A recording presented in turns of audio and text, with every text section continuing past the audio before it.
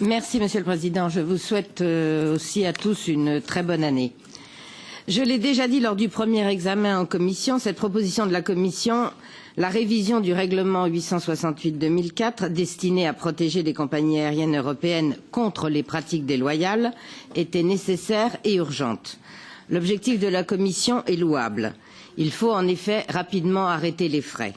Au niveau international, le secteur aérien obéit à des règles différentes selon les États ou les aires géographiques. L'Union européenne et ses États membres, à la suite des États-Unis, ont choisi de largement ouvrir leur marché aux compagnies étrangères. Si ce choix se justifie effectivement par la nature même du transport aérien, l'Union européenne a de nouveau péché par naïveté.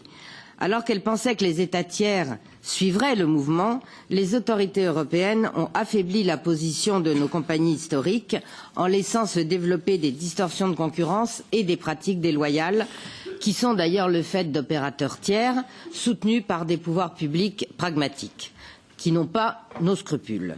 Contrairement à nous, ils n'hésitent pas à se servir des failles d'une Union européenne qui, faute d'avoir voulu protéger son industrie aérienne quand c'était opportun, a adopté une législation à ses propres dépens. La Commission semble avoir pris enfin conscience du problème. C'est donc dans un esprit constructif que nos institutions doivent travailler afin de lever les difficultés qui sont survenues entre les États membres.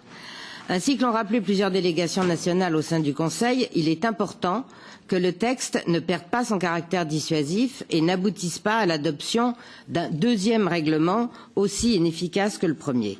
Raison pour laquelle je ne rejoins pas les propositions du rapporteur visant à n'appliquer le règlement que dans les cas où les pratiques déloyales constatées nuiraient à la connectivité de l'Union européenne.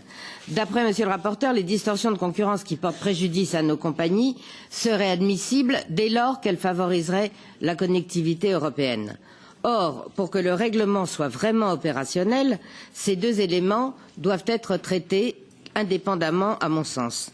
Sans un instrument de défense commerciale digne de ce nom, nos compagnies continueront à perdre du terrain face à leurs concurrents.